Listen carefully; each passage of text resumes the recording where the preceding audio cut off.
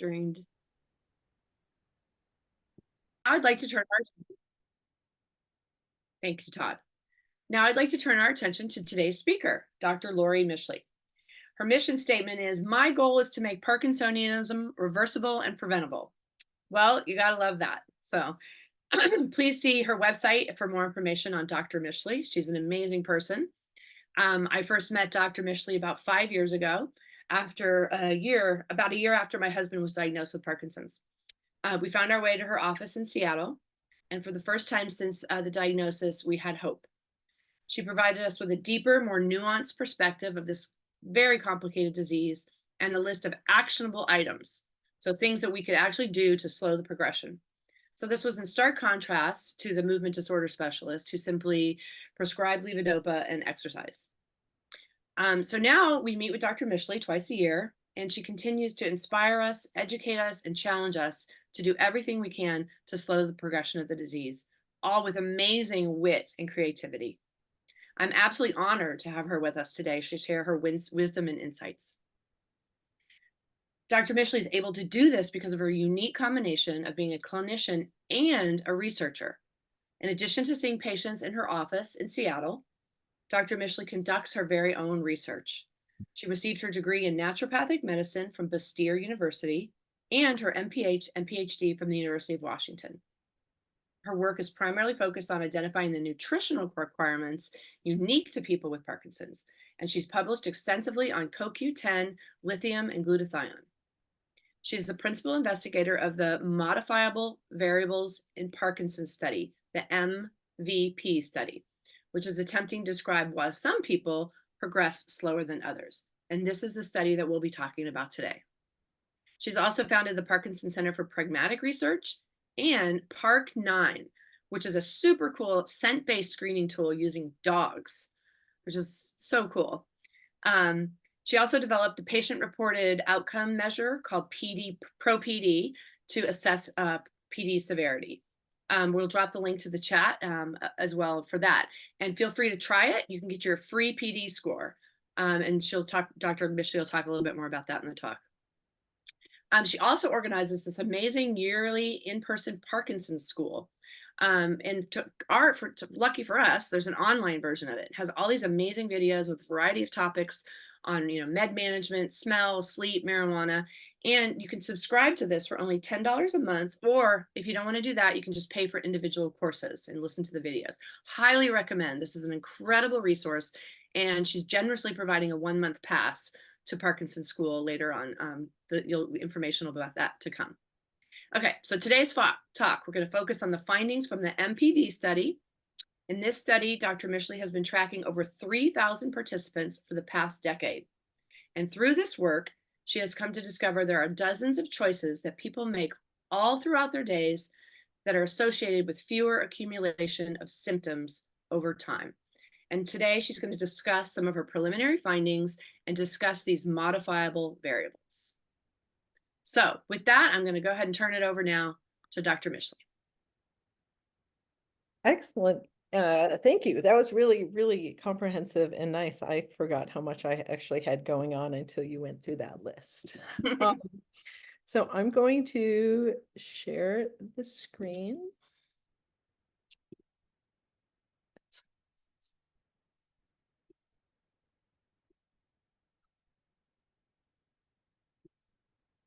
Got it? Wait, I have a funny question that just came in. First question of the day. How can we clone Dr. Mischley? Sorry, go ahead. Okay, You don't have to answer that. I think the answer is we need to define and articulate what it is that's working. If something is working, what is it that's working? Define it, describe it, and teach it to other practitioners. But I think the responsibility is in our hands to talk about what is it that we want to replicate. But that is where we're going to come full circle to, because, okay, so I am assuming half of this group has probably heard me speak before. I'm going to say half this may be new, so I'm going to go fairly quickly through some of the concepts. But when I came over to the Parkinson's community in 2010, it was under an NIH grant to find better ways to do lifestyle research. There is no placebo form of meditation. There is no placebo exercise. And so the placebo-controlled trial doesn't work. We've never randomized 218-year-olds to start smoking. 100 of them have to smoke 2 packs a day for 10 years. 100 aren't allowed to smoke anything, and we see who gets cancer. I mean, we can learn that tobacco causes cancer without a double-blind randomized clinical controlled trial, but it's very difficult. And when you start thinking about the relationship between diet and stress and income and genetics, and it gets incrementally more complicated to tackle some of these questions about lifestyle and disease. So my task was to find better ways to do this in the field of Parkinson's. I wasn't a neurologist. I hadn't gone through the conventional training, but I was fairly obsessed with brain health, nutrition, and brain health. And so coming over to the Parkinson's world in 2010, the state of the science was everyone wanted a way to slow progression, but we didn't actually have a tool that measured progression, right? The UPDRS is not accurate early in disease because of what we call a floor effect, right? And so there's no way to get to people early. By the time someone's diagnosed, they've already had it 10 to 20 years. And even if we could get to people early, it wasn't like we had a way to slow it anyway. And anytime you applied for a grant to slow Parkinson's progression, the reviewers would say, well, we don't have a way to measure progression, or you're getting too late to make a difference anyway. And so we were caught in this loop. So, a little bit of information is dangerous, and I didn't know how much I didn't know. And so a little bit of naivete and youthful ambition, and I just got to work plugging all of the holes in the bottom of this boat. I built a scale for better tracking called the ProPD app. There is a lot going on in screening right now. Yes, I'm working on dogs smelling earwax, but you can, if you act out your dreams, there are now smell tests, there are skin biopsies. I have a whole bunch of patients who are children of my patients who learned that they had a low HRV, read a little bit online, realized that they're constipated or act out their dreams. They have a skin biopsy, and now they're 28 years old and already know they have Parkinson's, right? But they don't have any symptoms that you would typically associate. So anyway, we have all kinds of screening tools that are now available. And what we're really now, where all roads are culminating is, do we have disease modification tools? And I'm going to argue that yes, we do. So I think part of my feeling confident in saying Parkinson's can be slowed, stopped, and even reversed with lifestyle is in part because I'm rebranding how we're describing Parkinson's. I don't believe it is as binary as people think. You have Parkinson's or you don't. I think this is a process that is growing inside lots of us over the years. And I think it is a syndrome, not a disease. I think there are 1,000 different straws that can pile up on the camel's back that will lead to a common road. In my head and heart, I don't think of Parkinson's as a brain disease. I think of it as a metabolic disease that has neurological consequences, right? And so it's the metabolic process that we have to start way, way, way upstream. In terms of the research that I do, there is no right or wrong. I just want to be clear, I'm not taking a dig at people who spend their days looking in a microscope. That type of research has to happen too, but the vast majority of research that has gone on in the field of Parkinson's has been explanative. When the study's over, we have a better understanding of the mechanisms at play that cause disease. That's just what we spend our money on. It's what we build labs to do. It's what we build centers for. It's who we revere in the academic world, are the people who have the expensive machines that cost a lot, that tell us a whole bunch about models. I just got back from a think tank yesterday, and the quote of the week for me was, somebody said, all models are bad, just some of them might provide a little bit of useful information sometimes. Right? And so it's that concept that I'm trying to get away from. If we have real living people, can we divert some of this energy, these resources, into answering the question, are there things that people can do today that will make a difference in their lives? Like right now, do a study that tells a doctor, yes or no, should I tell my patients to exercise? Yes, no, should, help us help patients quickly. Let's invest less in the models and more in the patients. I've given this example 1,000 times, and I'm sorry to those of you who have heard it a bunch of times, but I just want to say that a couple million people died of scurvy before we discovered that you could cure scurvy with limes. And for 200 years, as long as Parkinson's has been in existence, we used limes to cure scurvy. And then we discovered vitamin C, right? Like, imagine if nobody was allowed to use limes until we discovered vitamin C. 200 more years of death. I mean, and so right now, that's the world that we live in, is we're really hung up on this mechanistic worldview. And I'm not to say, obviously, it's really important that we discovered vitamin C. I mean, Linus Pauling changed my life, right? I love vitamin C, and we have to do the mechanistic stuff too.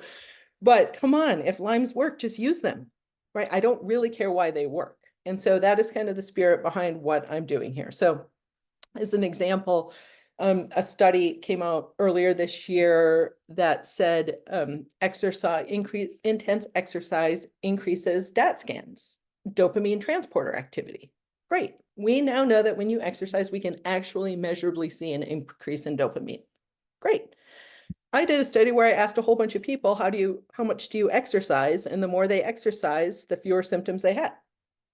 Right? Both these studies should be done. This one cost millions of dollars and took a couple years. This one took an afternoon and a bunch of you donating 90 minutes of your time twice a year.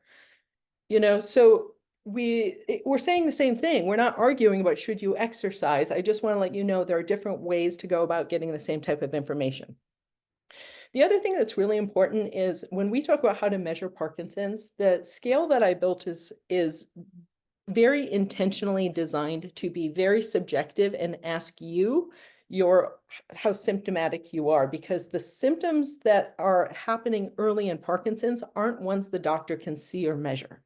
There is no objective tool for apathy or anxiety or constipation or fatigue or brain fog or all of this stuff that so many people have early in the disease. And so even though there's a scientific bias that objective is better than subjective, scientists are so much more comfortable with objective, right? Like the number of people who dismiss a subjective measure is mind-boggling. And I just want you to feel a little more empowered defending the subjective outcomes, because those are the ones that are happening early in disease. If we want to measure progression, if you want to get a handle on how bad is your disease, how quickly is it progressing, it's really the subjective symptoms that you need to figure out how to define and rate. So like I said, Parkinson's is happening early. A lot of you know that. I just want to say loud and clear that we are missing this period. Every one of you knows at least a few people who already has Parkinson's disease and doesn't yet know it. The disease is already slowly killing their nervous system, et cetera, et cetera. This is your spouse, your best friend, your children. I think part of all of our obligations are to get the word out, increase awareness about loss of smell, REM sleep behavior disorder, constipation, things like that early in disease, because once we can get to these people early, it's like saving for retirement when you're 20. A little bit of effort, a 50% reduction in slope. We're going to get to that in a minute. So this is the difference between something that modifies a disease, right? Or symptom. If I give you dopamine, your symptoms go down, but it doesn't change the rate of progression. This blue line, let me set the stage here. I'm sorry for not introducing this. This is how we measure Parkinson's disease progression. This blue line is real data. We'll get into the weeds with that a little bit in a minute, but most people get diagnosed around a score of 550. And they get about 10 good years before their quality of life starts to stink a little bit. Your quality of life, the average person that in our study we're following gets 10 good years with Parkinson's before symptoms start to get fair or poor. And as depressing as that sounds, I do want to let all of you know that in 1975, the average person died 8 years after diagnosis. So we have to already stop saying Parkinson's isn't modifiable. We've already modified it. We've already modified it tremendously. Ask any neurologist who's been in the field for a couple decades. People today are doing so much better than people were 20 years ago. There's no question about it.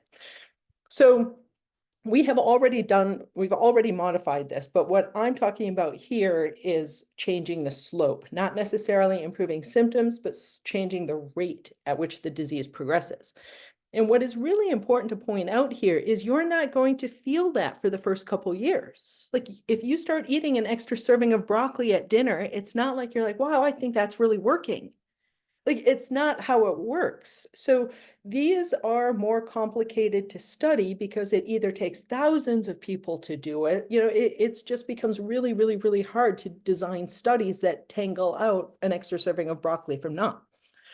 So interestingly enough, a 50% reduction in symptoms without affecting slope downstream is not as important as a 50% reduction in slope, right? Like you're better off if you have to choose one or the other. It's pretty neat to realize that it might not feel like it early on, but the younger you are and the longer you plan to live, the more important what we are talking about today is. Truly, if you are 97 years old in pretty good health and don't plan to live much longer, you don't have to do a bunch of the stuff we're talking about because we're talking about slope and you're not going to live long enough to see the slope. So for the 40-year-olds and 50-year-olds and 60-year-olds and 70-year-olds who want to live to be 100, this becomes a really, really, really important topic. And the older you are and the more symptomatic you are, the harder you have to work at it to make a difference. I'm an epidemiologist. I'm very well aware that just because two things go together doesn't mean one caused the other, right? People who wear high heels get more breast cancer, right? It's not like one causes the other. It's just people with breasts tend to wear heels more often than people without breasts, right? So just because two things go together doesn't mean one caused the other. And we are going to tackle all of this today, but what I want to show you is what the whole point of the MVP study is and what we are working on here and trying to put together is something that looks a little bit like this. I'm trying to answer the question, why are you progressing? Right? Two of the single biggest predictors are poverty and loneliness. We're going to get to that in a second, but yes, we need you to exercise. Yes, we need diet, but it's not just vegetables and exercise. It is a lot more complicated than that. So here's the scale that I'm basing a lot of the work I'm doing on. It's called the PRO-PD. It stands for Patient Reported Outcomes in Parkinson's Disease. And this is the curve that we see in 300 people who gave us at least 6 samples over 10 years. So this does represent longitudinal data. You can see it's not entirely straightforward, but as we said, people get about 10 good years. To get your score, what you do is you just kind of go through a list of 35 variables and very quickly say, how bad has my dyskinesia been in the last week? Oh, I don't have dyskinesia. Slide it all the way to the left. How bad has the tremor been this week? This has been a rough week. I'm going to put it around here. And as subjective as this is, it's actually really accurate. The scale has now been validated. We validated it here in English. It's been validated in Swedish and published in Movement Disorders last year by the Swedish group. So what we did using that scale, let's start talking diet, is compared the Mediterranean diet to the MIND diet. Many doctors are out there telling people to at least just go start eating a Mediterranean diet. But the reality is every single person on this call, if I were to ask you to write a 1-page essay on what is in the Mediterranean diet, would give me a different set of boundaries. We're not really clear on what Mediterranean diet is. It means something different study. What researchers use is very different than what people think it is quite different than what is currently eaten in the Mediterranean region. So it gets really complicated really quick, but there is a 10 and 14 point scale for how Mediterranean is your diet and how MIND is your diet. And we gave everybody in our survey that scale. And there was a nice spread. Some of you are very not eating this diet at all, some quite extremely, and most of you somewhere in the middle. And you can see the greater the adherence to either the Mediterranean diet or the MIND diet, the slower the disease progressed, right? This is reduction in rate over time. So the MIND diet was actually twice as good as the Mediterranean diet at reducing rate of progression. So that is super exciting. The next thing we are going to do is we used this study to build our own diet. And now what we're going to do is show that the diet we're going to talk about in a minute is even better than mine. But that data hasn't been crunched yet, but that's where we're headed. In terms of which symptoms were associated with diet, the more any person with Parkinson's adhered to the MIND diet, the less apathy, depression, anxiety, insomnia, muscle pain, constipation, cognitive, sexual, and urinary dysfunction they had. Right? These are things for which most neurologists don't have really good answers for. Here's where it kind of breaks down a little bit into what the Mediterranean and MIND diet is. So the ones that are in the center. So first of all, the box to the right is the MIND diet. The box to the left is the Mediterranean diet. The stuff that really made a difference in terms of Parkinson's outcomes were the things here in the inner circle. Nuts on both sides, avoiding red meat on both sides, daily vegetables, raw salad, both sides, green leafy vegetables. The Mediterranean diet asks you to avoid carbonated and sweetened beverages. The MIND diet also says to avoid dairy and specifically not just any fruit, but calls out berries.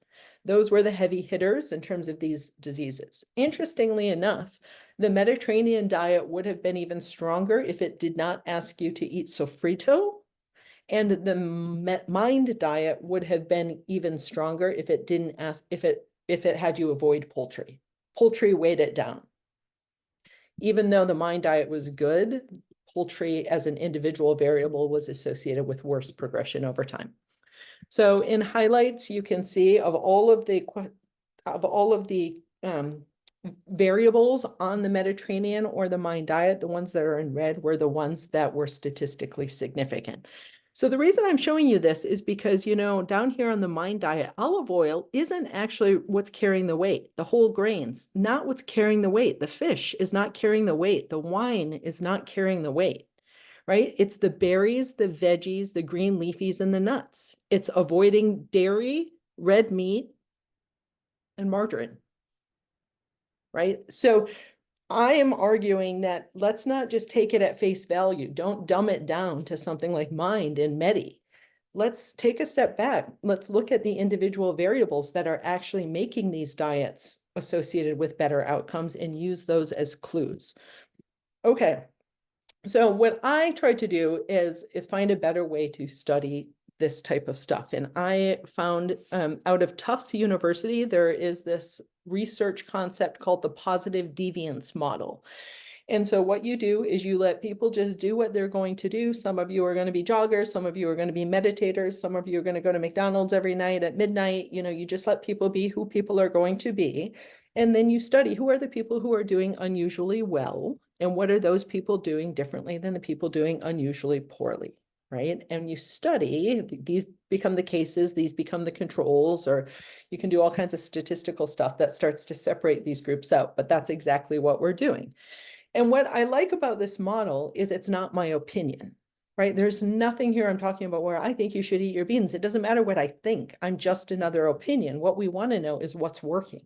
Among the people out there who have your condition, who are the people who have your condition and 20, 30, 40 years after diagnosis are still in really good shape? What are they doing? And let's just do what they do. And if we start doing better, then maybe we're onto something. So this is a, what do you call it? A word cloud where the size of the font is proportionate to the impact.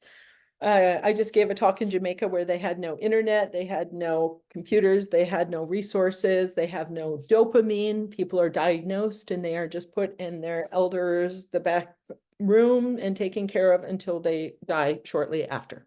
It is an unbelievably heartbreaking state of affairs to see how a region really so close could be so far away in terms of care and access. It was mind-blowing. But so I brought this is like 10 years of my life's work on a coaster, basically, is what this is. These were little coasters I printed out and handed out with the answer key on it. I mean, this is the answer key. This is the best I can do. where these, for some reason, the people who are in the worst shape fastest eat more of this food. The people who are in the best shape longest eat more of this food, right?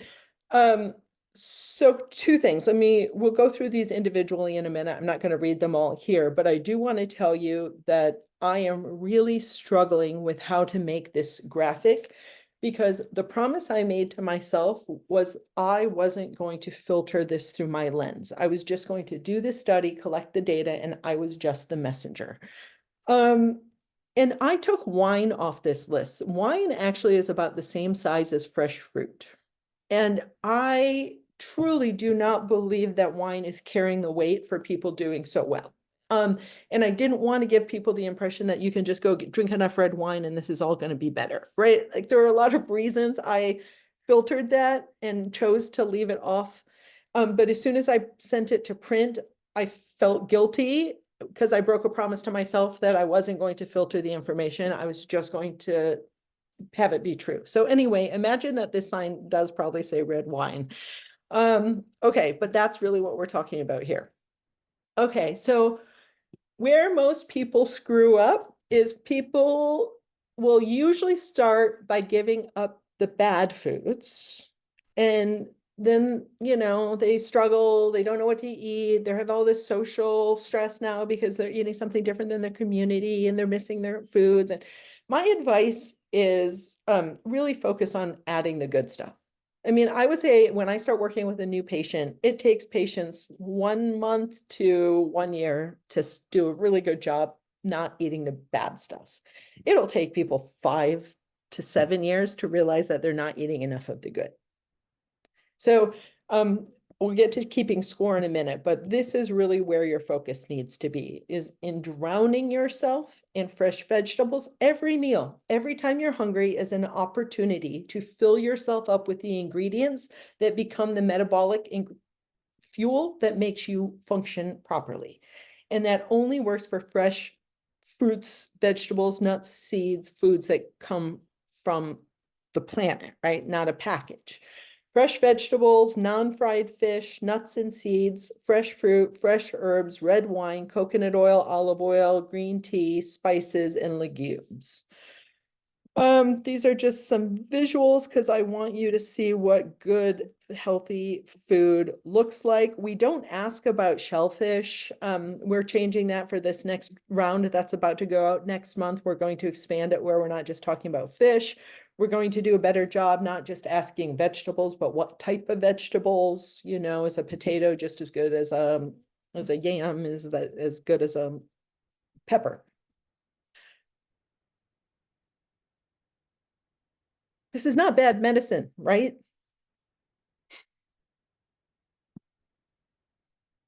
Okay, so this wine thing.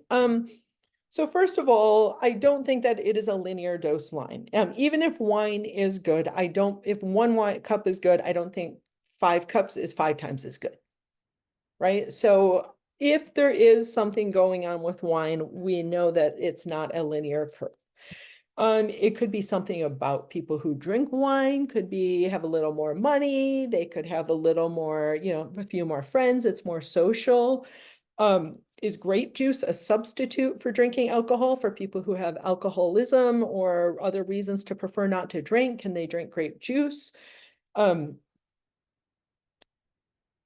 One of my hypotheses is I do think that the polyphenols have something to do with that. Like, we don't see a protective link between any other form of alcohol, including white wine, and Parkinson's outcomes. It's only red wine. And so for that reason, I am inclined to believe it probably really is something real to the association, because I can't imagine personality differences between red wine and white wine drinkers varying that much. The other thing that I think is pretty unique to red wine is the olfactory exercise that people do. If you are smelling wine, you just snorted millions and millions of antioxidants directly to your brain.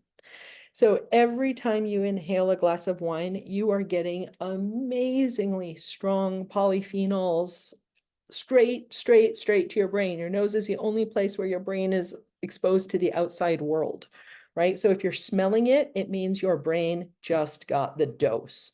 So it might be drinking wine is protective. It actually might be smelling wine is protective. And so I'm just throwing out ideas that to make you realize that it's not just the things that we think about. It gets more and more and more complicated the further you go.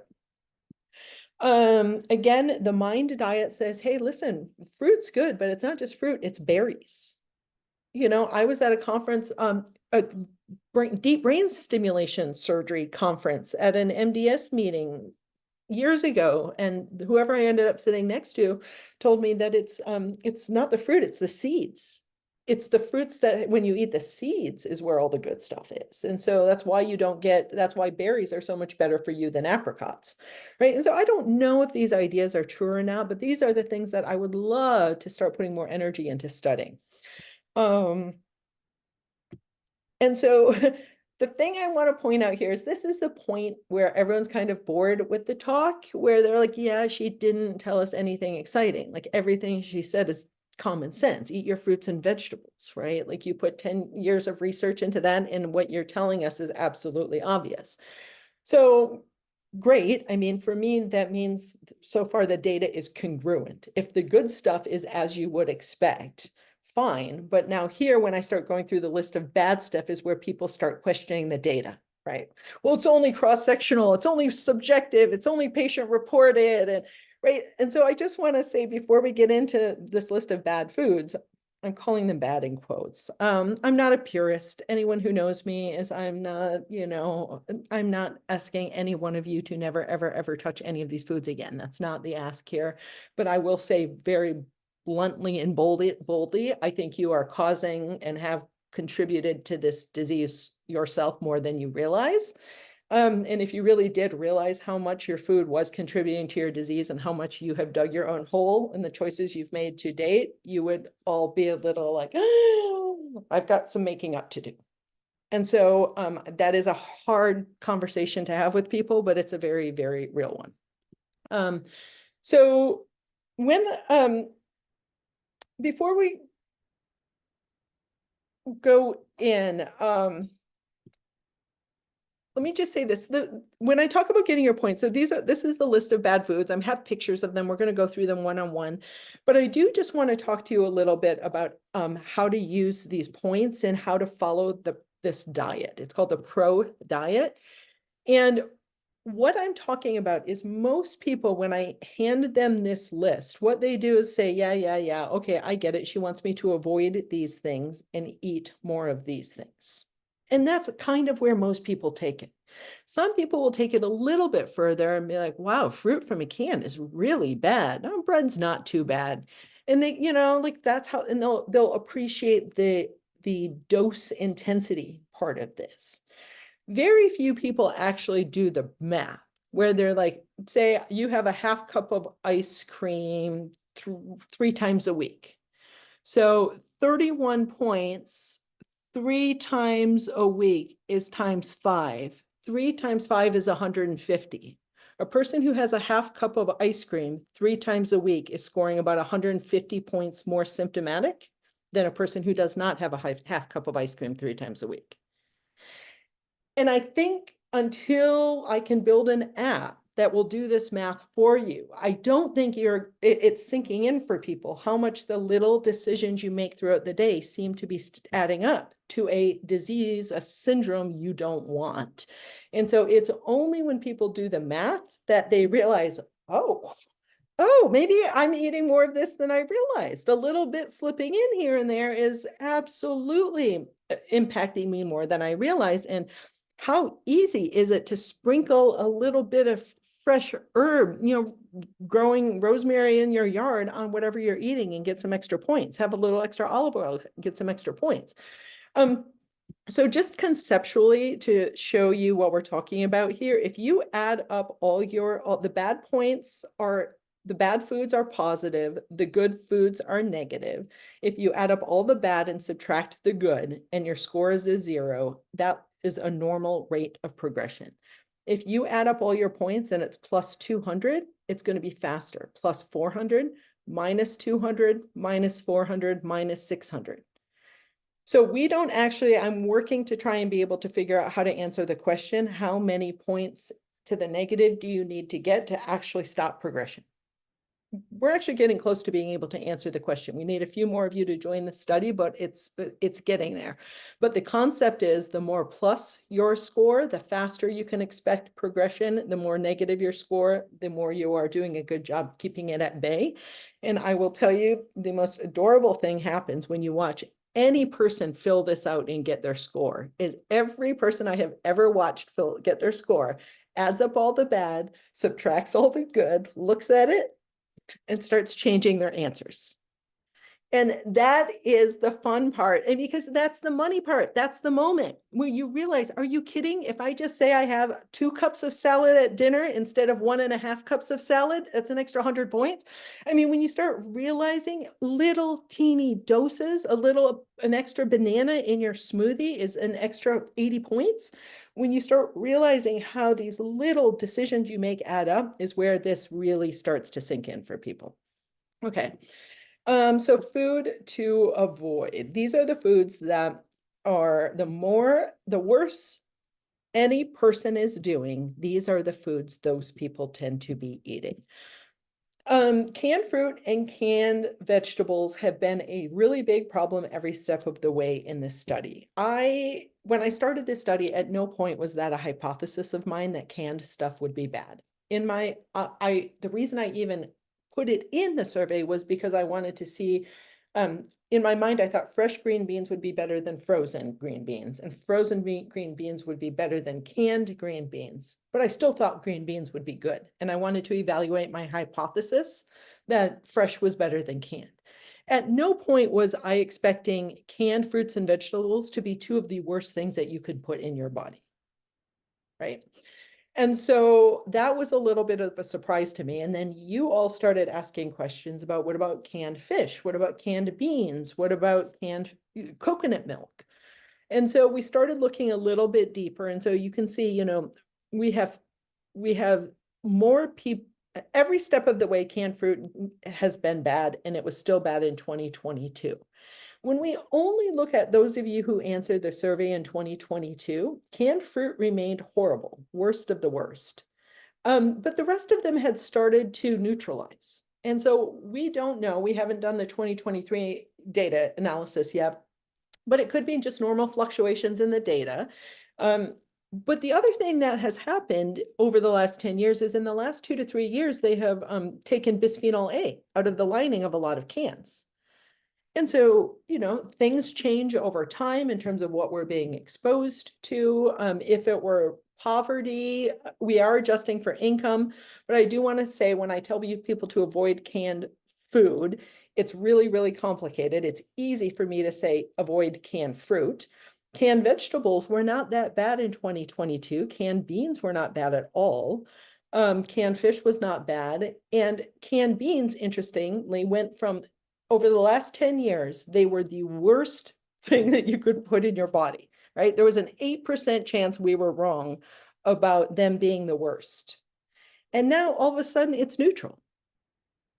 So I don't know if cans are changing, if people's answers are changing, but this has been one of the biggest shifts that we've seen in change over time. The rest of the data has honestly been very, very, very consistent. But I'm excited about this improve the bisphenol A coming out of cans. Like I'm hoping to see some association with temporal stuff there. Okay, dairy, this is where most people have the most questions, the most debate, the most argument, the most kicking and screaming. People ask all the time, what if it's not pasteurized? What if it's organic? What if it's grass-fed milk? What if it's goat milk or sheep cheese? Someone paged me once to ask if they could have camel milk.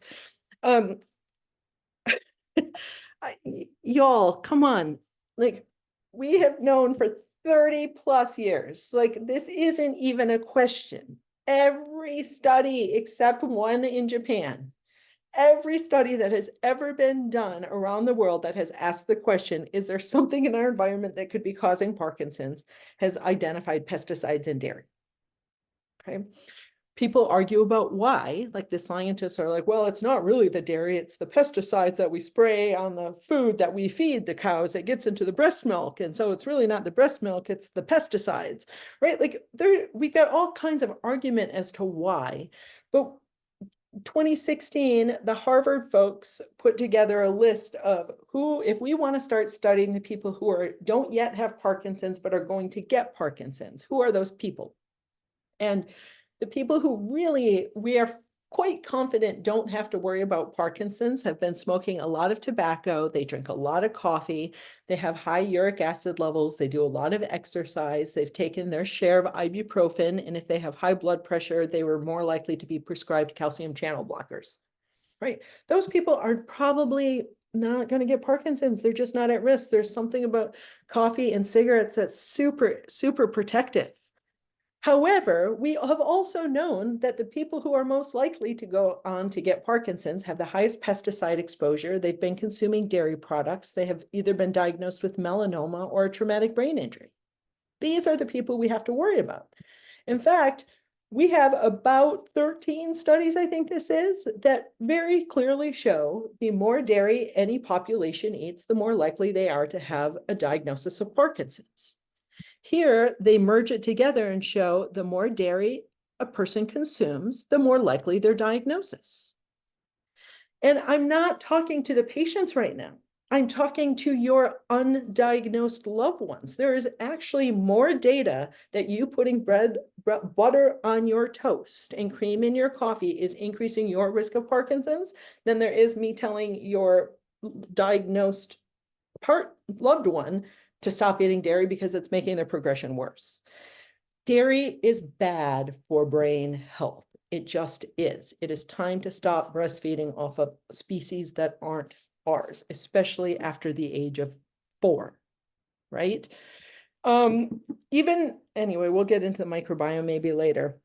So what I did, given this huge body of research talking about dairy causing Parkinson's or being associated with diagnosis, what I wanted to know is, what about once you're diagnosed? Is it too late? It was that one milkshake that you had when you were 14 was contaminated with enough pesticide that it put this whole thing in motion?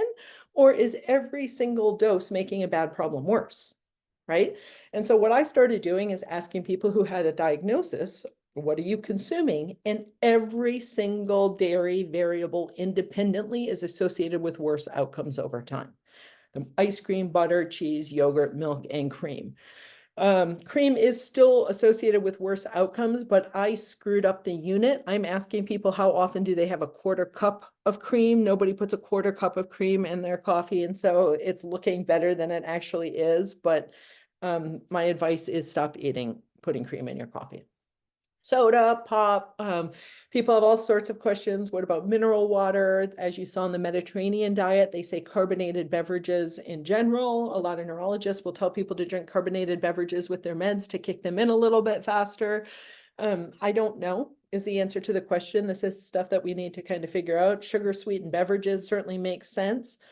Fried food is one that I think is way worse than we realize. I think if any of you overachievers want a dose of motivation, you should go on a little rabbit hole tonight and look up acrylamide and see what happens to when carbohydrates get cooked at high temperatures. It makes a compound that has been shown to cause alpha-synuclein misfolding and all kinds of problems. So I think, again, here, there's a bunch of research, chronic acrylamide exposure related to dopamine neuron loss, neuroinflammation, and motor impairment in rats. This is what you get from eating French fries, right? So, and I just want to say on behalf of the rats, I'm not against animal research. I really do understand that animal research has to be done, but it is so lame to do this research and publish these papers if we are not going to do something with these results. Like, why are we sacrificing these animals if you're not going to stop exposing yourself to acrylamide? Right? We're not going to get into the chemistry of that. I'm just going to say there's even a lot of you ask questions about your air fryer, the answer is same thing. The more brown it gets, the worse it gets. Right? So when you cook, you want slow and low temperatures, and these carbs cooked at high temperatures cause problems. There's a bunch of research to look at this.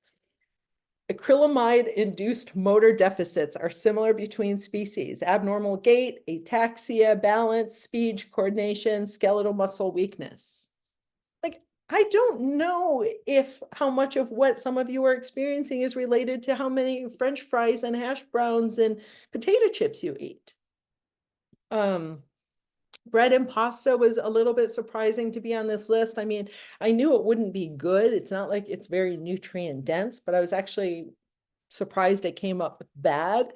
Could be a whole bunch of things. It could be that bread and pasta, and the whole grains aren't. When we ask quinoa, barley, the whole grains are fine. It's just the processed grain. Once you take grains and turn it to bread and pasta, it seems to be no longer good. It could have something to do with blood sugar. It could have something to do with what is added to the flour to prevent it from sticking and to keep it nice and white, and all of the things that go into the milling process.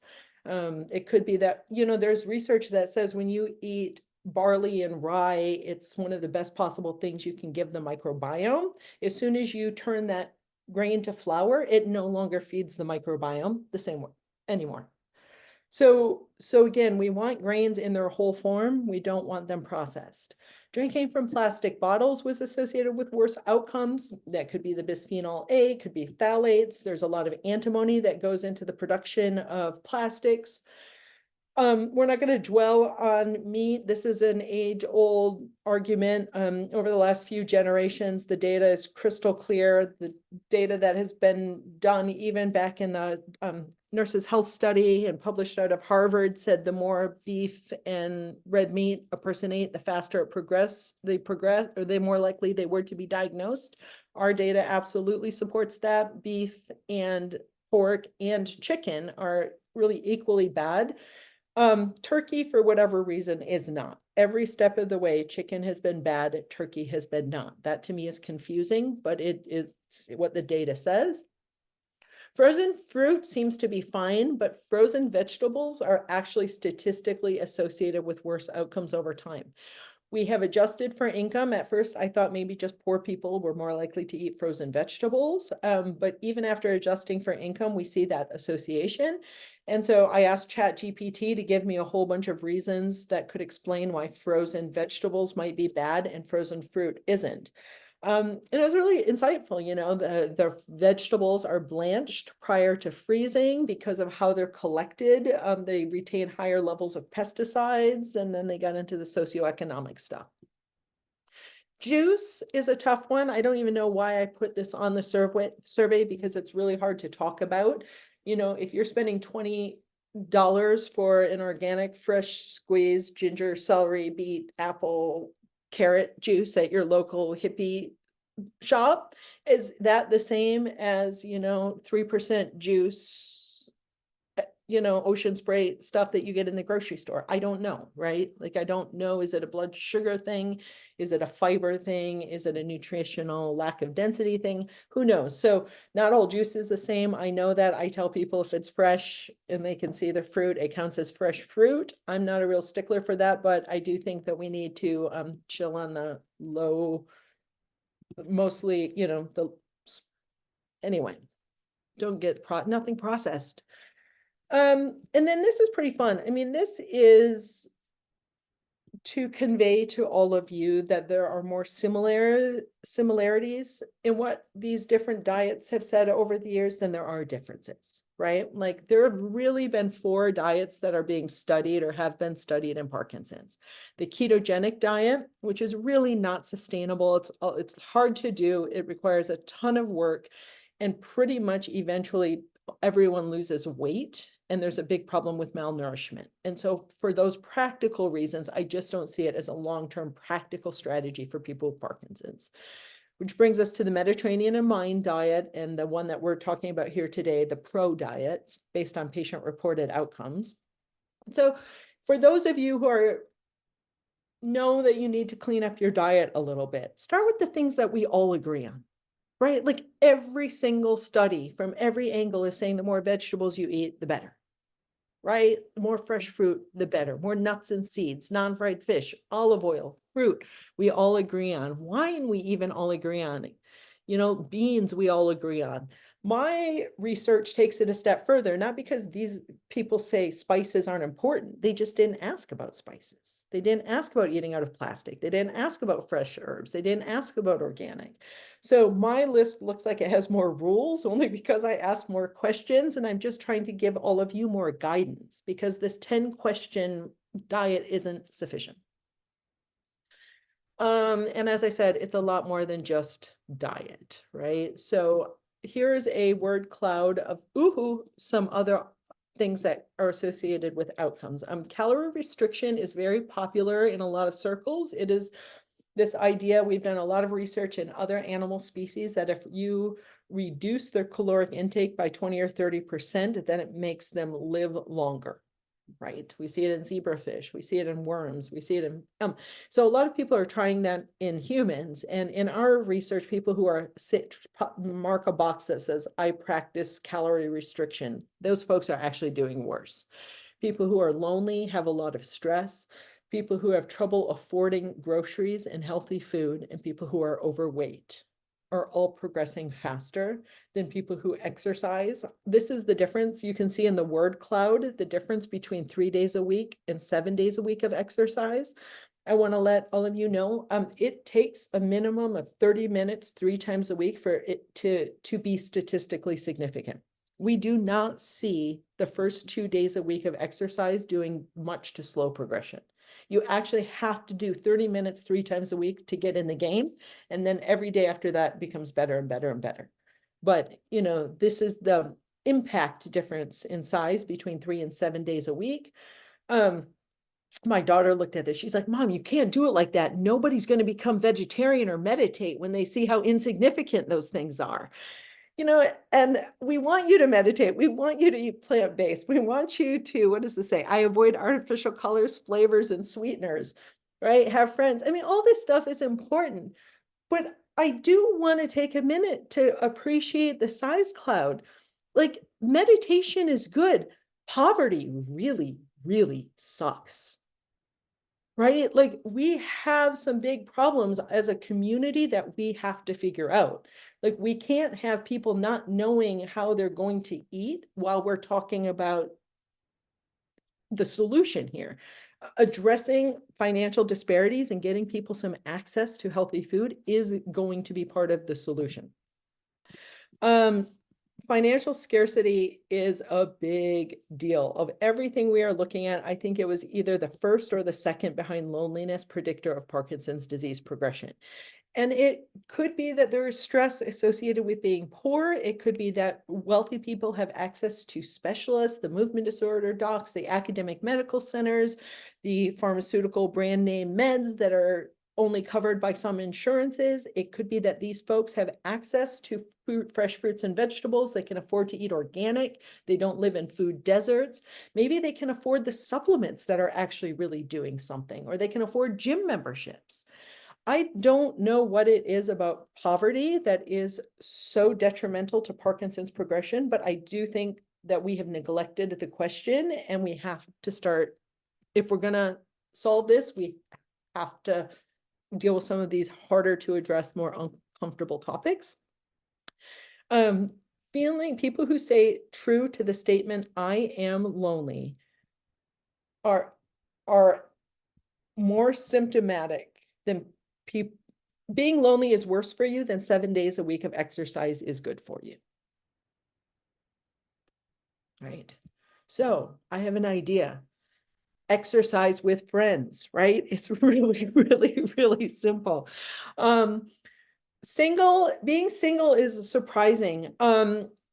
So I don't think you all need to go get hitched to thrive, right? 9% of people with excellent quality of life are single, right? We want them, we want to grow that number. But what our graph says is that among people with Parkinson's who say my quality of life is poor, there's a 50-50 chance that you are single or partner. The higher your quality of life gets, the harder it is to be single, right? Less than 10% of people with excellent quality of life are single. So that tells us there are some real advantages that come with being in a partnership. Let's study that. Let's figure out what it is. Let's see if we can make more single people thrive. Loneliness does not seem to be associated with worse progression, but the rate is not different, but symptoms are about 40% worse each step of the way. If I remember correctly, it was even, I think it was closer to 45%, but you can see that red line is the symptom severity of, this is symptom severity of lonely people over the first 10 years following diagnosis. And this is symptom severity of non-lonely people, the first 10 years following diagnosis. And we can actually tell you which symptoms get worse. Lonely people have more memory problems, more apathy, they're less motivated, they have more depression, anxiety, insomnia, fatigue, sexual dysfunction, urinary dysfunction, their handwriting is worse, they have more muscle pain. I mean, and of course, it's again, causation, consequence. I don't know, if you have a lot of muscle pain and anxiety, you're not going to go out and make friends. Right? It's a catch-22. Like, we don't know, are friends actually medicinal? Or is there something about being lonely that, or about having these symptoms that interferes with social health? So I'm prescribing you 2 new friends. Go meet somebody on the street, get their name, get their number, invite them over, go to dinner. Okay. Exercise with your friends. This is one-stop shopping. There's a whole bunch. I could give a whole talk on this. I love this topic, and it is even becoming more important than I even realized. I'm not going to get too far in the supplements, but I do think that we have really done a horrible job neglecting how important B12 is to brain health and how many of you are deficient. And then on top of that, you add in that your cinnamon interferes with your B12 uptake and absorption and utilization. We run into some big problems. So I just want to say to all of you that the reference range for B12 levels, according to most labs, is somewhere between 300 and 900. So here we have 587 is where they split the difference. What they did is they took a whole bunch of people with Parkinson's, measured their B12 levels at diagnosis. 587 is smack dab in the center of what your blood work reference range says normal. People who were greater than a 587 at diagnosis went on to have a 70% chance of remaining dementia-free by year 10. As soon as people went down below 587, they now had a 100% chance of having dementia by year 10.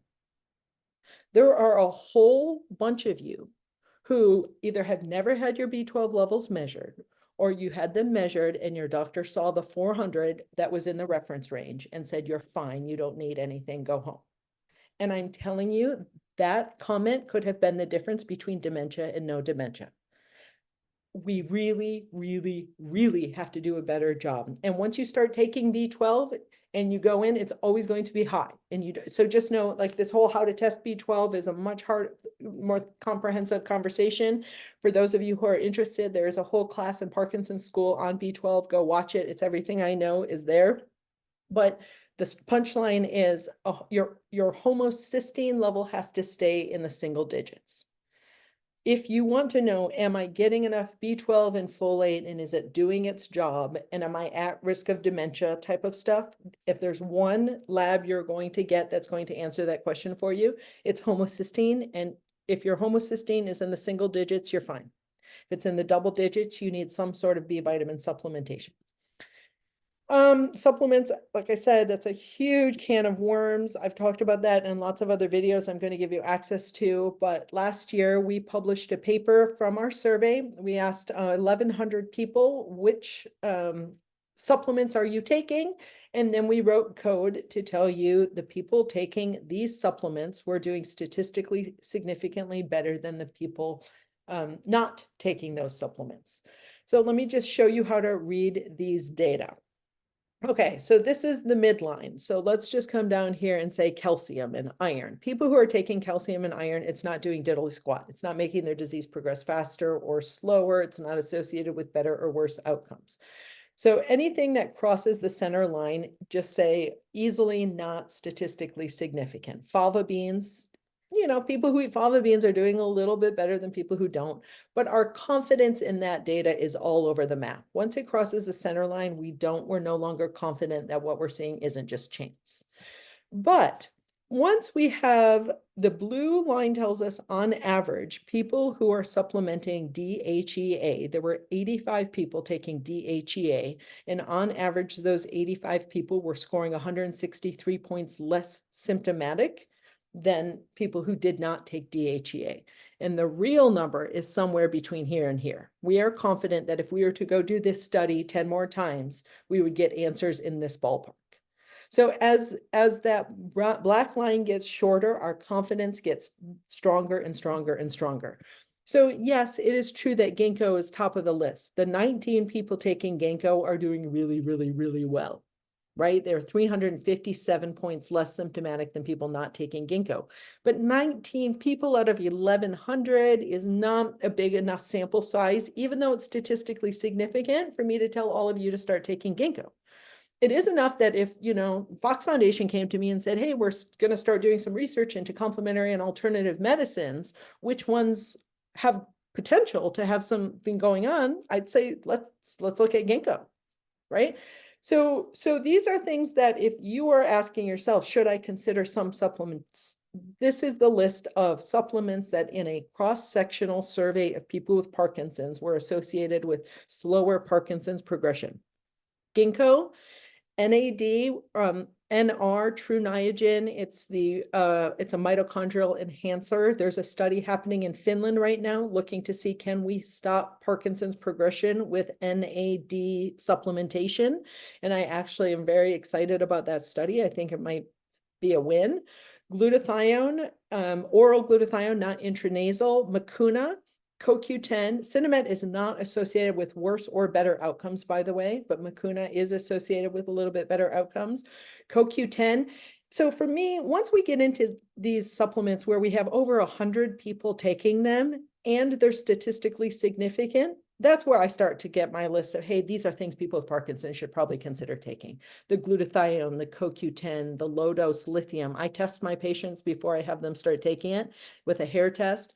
Turmeric, you can't test for. That's one that you might want to consider. Keeping your homocysteine levels down. DHEA. Coconut oil was statistically significant. Vitamin C was statistically significant, as was fish oil. I know this isn't lifestyle, but just for those of you who are asking, we do look at pharmaceutical drugs, and of the pharmaceutical toolbox, rasagiline, Azilect is the only one that does come up with a little bit of disease modifying capacity, and that kind of matches what the literature says. But just to put it in perspective, rasagiline is equivalent to fish oil. It was a 103. I believe in fish oil is 104. So if your doctor is right that there might be a little disease modifying potential to rasagiline, and I'm a fan of rasagiline. I like it, I use it, but it's pretty interesting to see in context the impact of that protection compared to some of this other stuff. I think it scrolls up there. Okay. So this is me begging all of you to please consider joining the MVP study. I can't continue to do this research without you giving me data. None of you individually will know whether or not you're putting more cinnamon on your I don't want to say toast because I don't want you eating toast. Having more cinnamon clove tea is going to slow your progression or not. But if 1,000 of you all log in twice a year and tell me what your kind of tea you're drinking and how much cinnamon you're eating, that type of data starts to become more and more available to us. So for all of you who want to know, what about this food? What about that food? We can't start to ask, there's power in numbers, and the more of you who participate, the more granular the data we can give you and the more accurate the data we can give you. I do want to say there's a huge North American bias here. Most of the people in our data set are US and Canada. So I just want to acknowledge that And the other thing I want to say too is with the Parkinson symptom tracking app, we haven't really talked about that, but I built an app that would allow all of you to track your Parkinson's disease symptoms over time. It is free. You can download it on iOS and Android. It is freely available in English and in Spanish. Your data is your own, and for the rest of your life, you can, before each doctor's visit, rate your symptoms, submit your score, and you'll see it'll say generate a report. And you can generate a one-page report that will describe how your symptoms compare to other people diagnosed the same time as you, what your trend line is. Have you been getting better or worse? It lists all of your symptoms in order with a quantifiable number. Your anxiety becomes an 86, your fatigue becomes a 13 based on where you put it on the slider bar. And so what it essentially does is the doctor's subjective portion of the notes, right? In one page, in one glance, your doctor knows exactly what's going on, where the symptoms are, where the problems are, if you're getting better or worse. And instead of spending a whole bunch of time charting all of that, they can give you their attention. It's a great time saver, and it's a good way to make sure that things like sexual dysfunction and apathy don't fall through the cracks like they often do in Parkinson's visits, where med management and the objective things that we can see often take center stage. Oh, so what I was going to say about the bias is I can already tell you the United States is doing so much better than a lot of other places in the world. Like, all of you are on this call because you want to know how to become a positive deviant. And I want to let you know we are already the positive deviants on a global conversation. The geographical disparities are heartbreaking. So yes, we're going to keep figuring it out and making our data stronger and starting to implement it more and more. But I also do just want to put a shout out that we're all in this together, and we have to start getting dopamine to places that have never received a shipment of dopamine. I mean, it is really, really, really bad out there. For those of you who want a little bit deeper dive, I've put a lot of effort these last 3, 4, 5 years now into something called Parkinson School. If you put in the free pass, go to parkinsonschool.com, choose the $10 a month option, and there's a little place to enter the coupon code PD Active, and it will make this free. Everything I know is on there. You can watch all the interviews with that patients have done, the library, and all of the on the 20th of every month, I give a talk myself about something that I think is important for all of you to hear. So in closure, what I'm going to do is give you a teaser. It's actually the punchline of on the 28th of this month for Parkinson's School. I'm giving a talk that I've been working up the courage to give for many years now on competition between providers. And what I would like to do, just like cancer centers will say, this is our 5-year survival rate, right? We have a 82% survival rate for this type of lymphoma. Why aren't we studying whether or not different providers are doing better than one another? And I get it. There are a whole bunch of reasons why bad scores don't mean a bad doctor. Right? Like, there are centers that only get the toughest cases. There are people who are practicing where resources are really, really limited. I get that bad outcomes don't mean bad doctors, but I also think that if there are providers out there that are doing a better job than others, why can't we figure out what it is that they're doing differently, learn from it, spread it, package it, deliver it, right?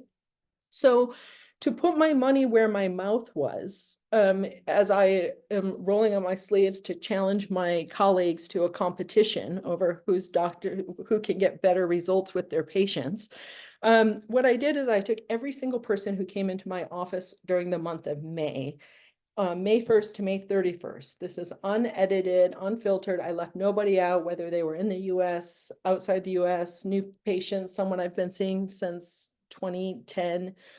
But these are all of the scores that I had available to me on each person's report. So first of all, I just want to say when my patients come in, when they get their reminder email, hey, you have a visit tomorrow night with Laurie, don't forget to generate a Pro PD score before your visit.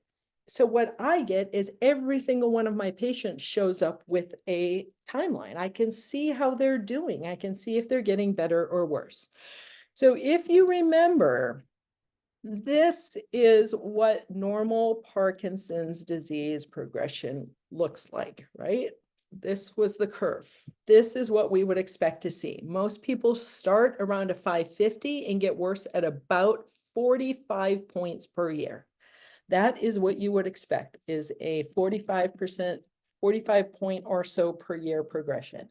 What we are seeing is I broke this into two categories: people who are getting worse and people who are getting better.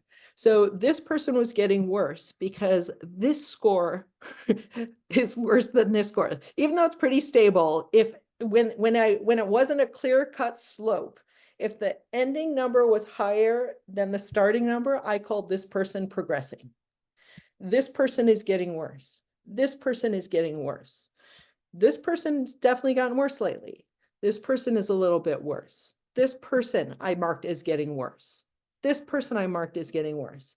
So I want to say, I do have people who are getting worse, but I'm going to say even the people who are getting worse are not looking all that bad, right? This is what my life experience as a Parkinson's doc in a month. These are the people I'm concerned about because they're not getting better. There were 24 people on this list. And then this is the other half.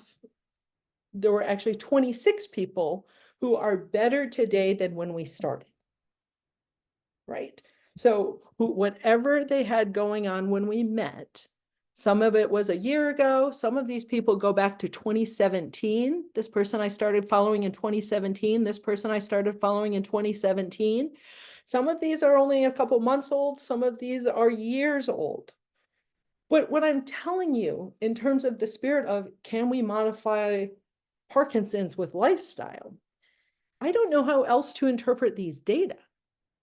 I mean, you have been told that there is nothing that you can do to slow progression, that this is an irreversible progressive disease. It's all downhill from here. Get your affairs in order. And I'm telling you, my experience is, if you all just do what the successful people are doing, you exercise, you eat your vegetables, you make some friends, maybe take a couple supplements. If I go to clinic and tell you to do what the positive deviants in our study are doing, it kind of looks like it might be paying off. Like, I don't think this is snake oil that we're selling. I think this is data suggests that Parkinson's might actually be much, much more modifiable than we have been led to believe. So with that, I'll close out and say, go eat your vegetables. Wow, that was a lot. That was awesome. Thank you so much for sharing all those great insights.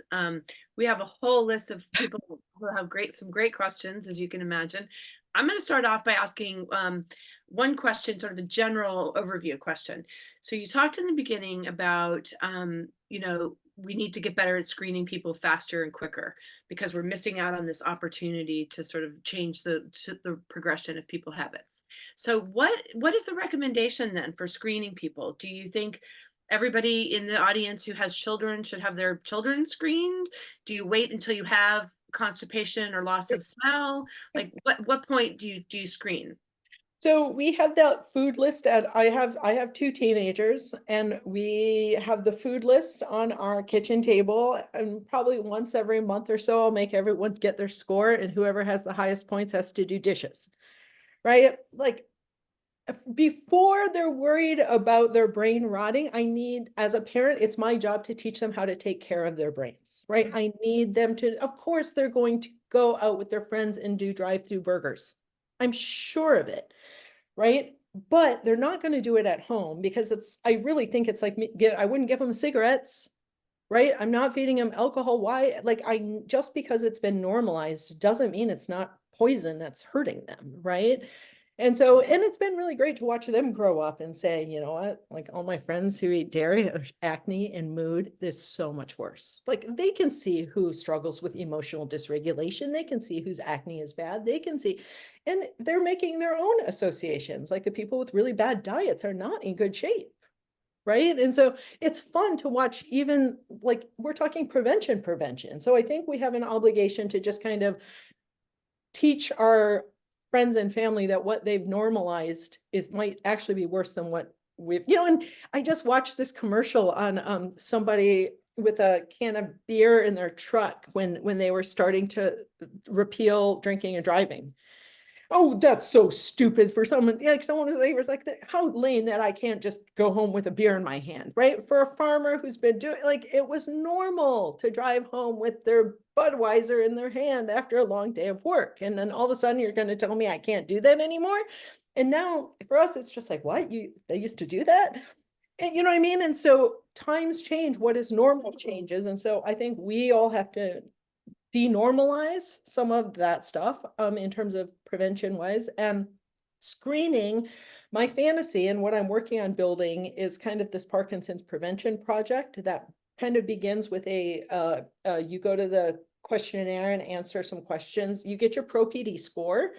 And I say, and it's basically anyone who's higher than a 500 should probably get a smell test, right? For $20, $40, you can probably get a scratch and sniff smell test and test your sense of smell. If you do not do excellent on your smell test and you have a pro-PD score greater than 50, you should definitely look a little further. I would get a tool. I would move on to something that measures heart rate variability, an Apple Watch, a Whoop band, an Oura Ring, a Fitbit. People with Parkinson's have very low HRVs, often years before Parkinson's symptoms. So that's a measure of autonomic function. And I would ask about constipation and acting out dreams as things that they may or may not, be able to say. So that's my screening test. And to be completely honest, I probably would not go further than that in terms of consulting a neurologist or getting a skin biopsy without figuring, once you get that diagnosis, once you get that skin biopsy, once you go into the neurologist saying, these are my concerns, I don't know that you will ever be eligible again for long-term care insurance, disability insurance, a lot of things like that. It's just a system that we live in. And all of you trying to be proactive and get your kids diagnosed early with the best intentions in mind could really, really hurt some options that they have down the road. So I don't, the number of physicians who come to me to have my dogs smell their earwax is mind blowing. I have to renew my contract at the hospital for another 10 years. And your dogs tell me now whether I have Parkinson's so that I know whether or not to renew. I mean, it's once you know how the game is played, you make the different choices. So I do think a smell test, high pro PD score, and if you act out your dreams, I would and you have a low HRV, just assume you already have Parkinson's and get your butt to tango classes in the co-op. Wow, that's super helpful. Thanks. I'm curious about the heart rate variability. You didn't touch on that in your study. Is that probably not something that you studied? Can you speak a little bit more about that? And also like sort of like what do you consider the definition of exercise? Is it actually getting your heart rate variability to a certain level? Is it So for those of you, so on July 14th, we have a guest speaker every month at Parkinson's School. And on July 14th is Daniel, I'm blanking on his last name right now, but he is the principal investigator of the Sparks study. And that is the kind of end all be all, once and for all study designed to answer the question, how much exercise does a person need to do to slow Parkinson's progression? What does that intensity need to look like? And there are two things. One, that study really needs more people to join it. All of you want to know the answer to these questions, and not enough of you are stepping up to participate in the study. And the study needs people who have not yet started levodopa to join. Please, please, please. We can't have it be like the funders say, we're not going to fund another exercise or diet study because nobody signs up to participate. That's where we're at right now. And so he did the work, he wrote the grant, he got government funded it, Parkinson's study group is doing it. Patients aren't showing up to participate. So that's my plug for getting involved. It's called the Sparks 3, SPARX3. If you put it in the website, and all of the locations are will pop up. And if you have friends who have been diagnosed with Parkinson's but haven't started meds yet, please let them know that this is a really great opportunity that will both benefit themselves. A lot of times when you participate in research, it only helps research, not you. Right? This is going to help you and help research. Okay. Great. Thank you so much. I put the link to the study in the chat for anybody might be interested. Thanks for that plug.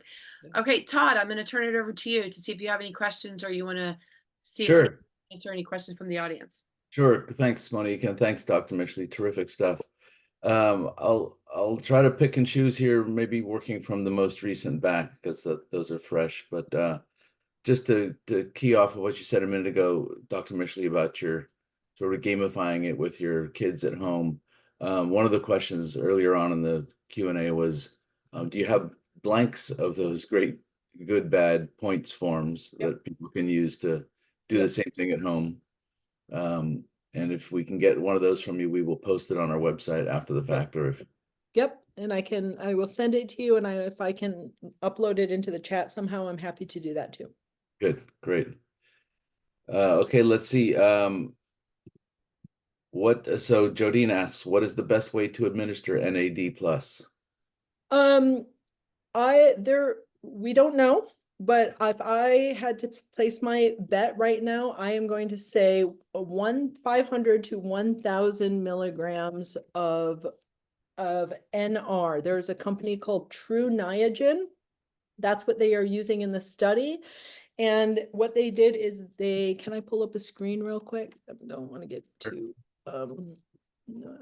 So we're not gonna, it'll take forever if I do that. I'm just gonna say,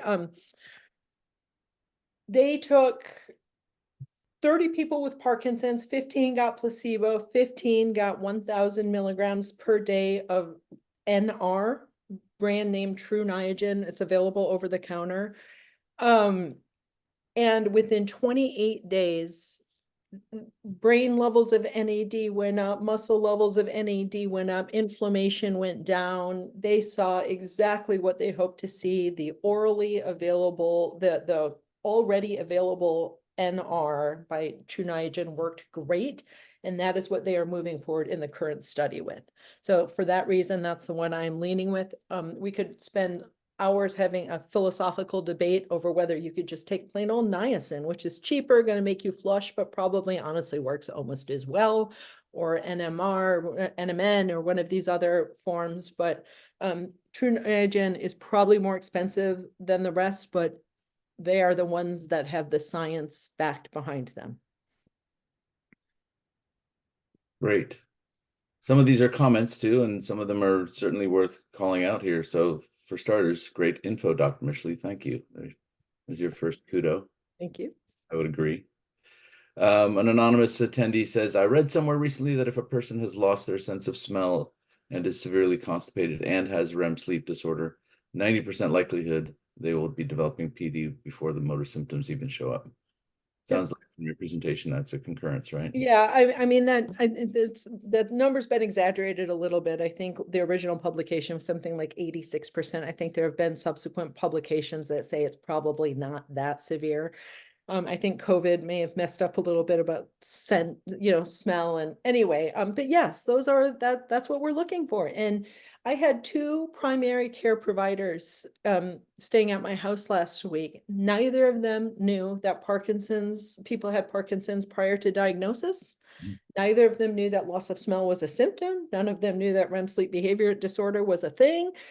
It was amazing to me to see how far removed the people who are supposed to be drawing attention to this stuff are from that risk factor. So yes, the anonymous attendee is absolutely right.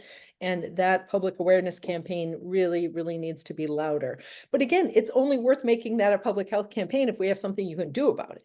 Right. Of course. There's a few questions on specific food items. So I'm going to selfishly ask mine first. In terms of alternative milk, Yep. do you have any sense of whether almond milk, soy milk, oat milk? Okay, no, just not dairy. No, yep. Okay, and then you said green tea was a factor of appositivity, and I love that. Yep. What about caffeine in general? Yeah, I mean, that's what it seems to look like. It's something about caffeine is protective. Okay, so someone says they gave up coffee when they got Parkinson's. Not Um, I mean, so a couple things. I mean, again, this is this perfect example of association and causation. So Ron Pa- Pa- Postuma in Canada is an epidemiologist who actually gives this very elegant talk about how coffee doesn't do diddly squat to protect people against Parkinson's. But when a non-Parkinson's person starts drinking coffee, we get this hit of dopamine and we're like, yeah, I like that. I'm going to go back for another cup, because it does dopamine things to us, right? Those of you with Parkinson's, when you were 20, took a sip of coffee and you're like, yeah, I don't get a dopamine rush. I don't know what the big deal is all about. And that it's not that coffee's protective, but that you probably already had Parkinson's when you were tasting coffee and didn't get the pleasure rush that the rest of us get. And that's so, just because we're seeing these associations doesn't mean I need you to go and start smoking cigarettes and chugging coffee. We truly don't know why these associations exist, but there is no good reason to stop drinking coffee once diagnosed, unless you say it makes me more jittery, it makes me more anxious. As we get older, we all have a harder time metabolizing caffeine. So there are lots of people who say it just makes me shake right. more. So Okay. What about eggs? Are those considered neutral and a little bit good, a little bit to the benefit. neutral and a little bit good? Okay. And then as far as nuts and seeds, are there any particular ones that stand out as being better? We need the next survey goes out in July, and you are all going to answer that question for us. Okay, and I will just put a shout out to everyone to please, as Dr. Mischley said, sign up and participate in the study. It really doesn't take that long, and the help that you're providing is invaluable to her data collection. So, another plug there. All right, Todd, back to you. Sure. One of our listeners wants to know your take, Dr. Mischley, on medical marijuana. I know you mentioned it very cursorily, briefly a minute ago. Yeah, so I think it is one of the best sleep aids we have, right? Hands down, I think probably 60 to 70% of my patients probably use some version of THC, CBN combination, usually an edible to sleep at night. Not everybody has access to it, but a little dopamine, cannabis, melatonin cocktail at bedtime seems to work wonders for Parkinson's sleep. And truly, sleep, if there was one thing, I mean, would I rather you get a good night's sleep or exercise? Get a good night's sleep. Would I rather you get a good night's sleep or eat your vegetables? Get a good night's sleep. Right? Like sleep really, really, really needs to be prioritized as one of your number one priorities. No question about it. So in that context, I think that is where and how most people use cannabis. I don't think it is a panacea for a bunch of things. I will say people with Parkinson's have a big problem with orthostatic hypotension and anxiety, and cannabis can make people a little lightheaded and a little anxious depending on the strain they're using. And so it's just really a per person thing. It's no different than, do you like alcohol or do you like cannabis? Some people just don't like how that feels. Other people really like how that feels. So don't be afraid of it. It's not going to hurt anything, but from a precautionary way, the balance thing, the lightheadedness thing, and the anxiety thing really can be off-putting for people, but as a sleep aid, awesome. Good. Fair enough. This same And pain. And what? Great, Pain. that's great. We could have a whole nother talk on that topic, I think.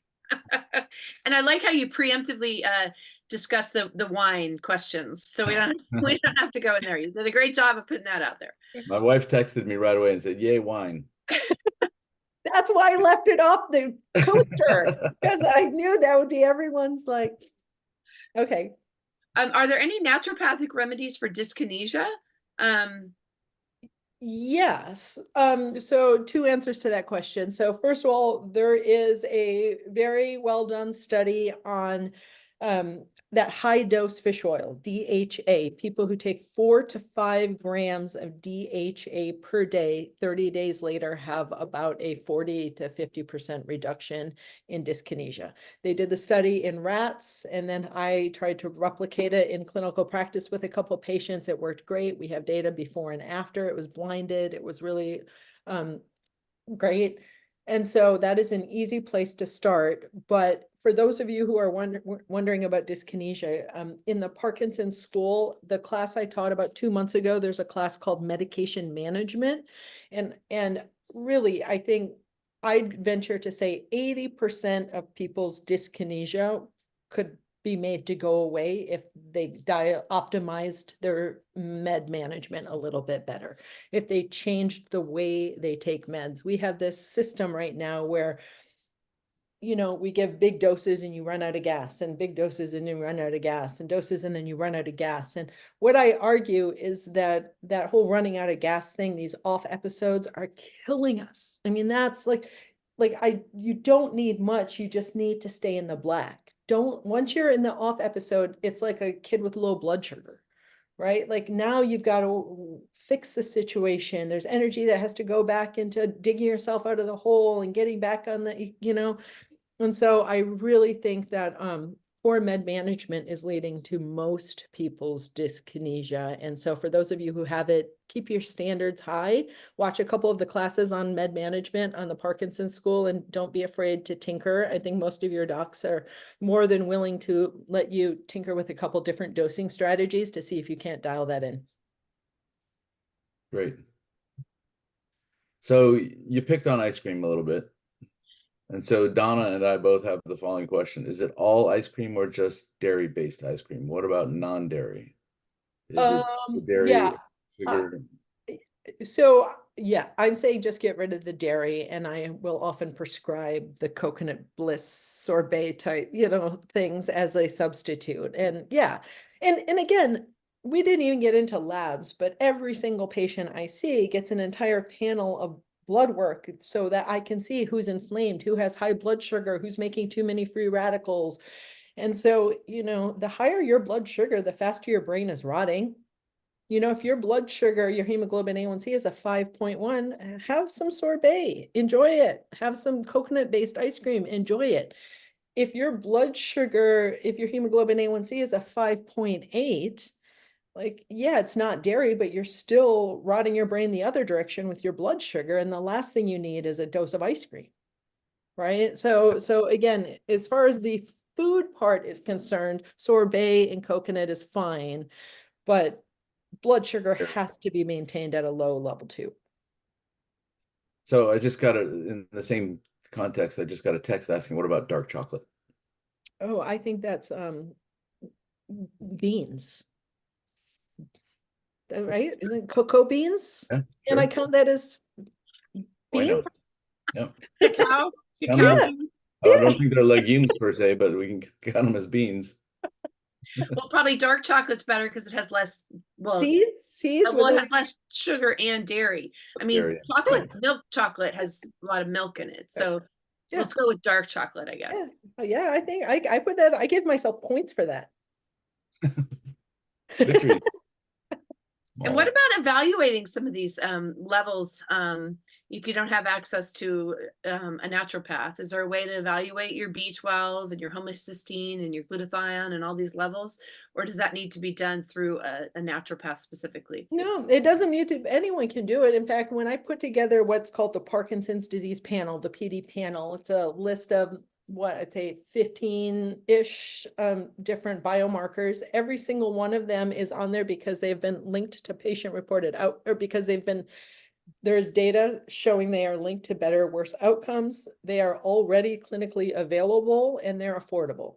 So I think for $300, you can get all of the blood work that I have people do before a visit, and my hair test to measure lithium levels is another $80. So anybody can do that.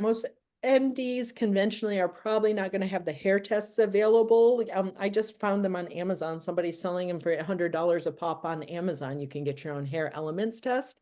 In the Parkinson school, there's a course on labs, and I go through what all of those labs are, what my desired reference ranges are, how much you should expect that test to cost, and what to do if it's abnormal. So for those of you who don't have that access, the class on labs in Parkinson school does. Great, thank you. Quick All right. question on stevia. What's your take on stevia in the raw for a sweetener in tea or coffee? I think it tastes absolutely horrible, but if it's your cup of tea, go for it. It's not hurting you. I think that it tastes like aspartame, and that's just not a taste I like. Yeah, I think there's a couple people have their hand raised. Todd, do you want to try to see if we can get some live questions in? Let's see if I can do that. Testing my Zoom skills here. You see them? 1 second. While we're doing that, there's a question about canned fish, specifically things sort of lower on the food chain that might have less mercury in them. Yeah, when again we only started asking about canned coconut milk, canned fish, and canned beans last year. But canned fish was fine. It was not on the bad list. And so I don't know if it's because it's not bad. I don't know if you're still getting the bad stuff from the can and the lining, but the good in the fish canceled it out. I mean, I personally have been steering further and further and further away from cans. And the other thing I'll just say about cans is we don't know what that is. I believe in these data. I know what went behind them, and I'm making some of my own choices based on these data. And I know that I've been getting further and further away from cans. But when I filled out my own Parkinson's diet points, it was really mind-blowing for me to see how many points once a week I do Thai takeout coconut curry, and the coconut milk comes from a can. We're like, I'm not buying cans. I don't use my can opener, but you don't realize like that beautiful bowl of kumquat comes home, that stuff came from a can. Pizza, I don't think the average person eating a pizza, the average person eating a piece of pizza is thinking to themselves, I'm eating fruit from a can. But that tomato paste is absolutely fruit from a can. Right. Right? Like, well, I would like to say though that I've been going to, there's a local store for people who are local called Berkeley Bowl, and I've been shopping there for a while, and they are beginning to have more and more beans and tomatoes in jars and in Tetra Packs. And I keep asking all the grocery stores to start carrying more of those products so that there are more options for us, at least locally, to buy less cans. So. And for those of you who don't have pressure cookers or what Instapots, I mean, really, the beans taste so much better. They're cheaper. You can get an Instapot for $60 or $70. You put $2 worth of dried beans in there, push a button, and you have delicious, inexpensive, organic beans an hour later. I mean, don't be afraid of the pressure cooker. Am I unmuted? You're unmuted, John. Oh, great. Okay.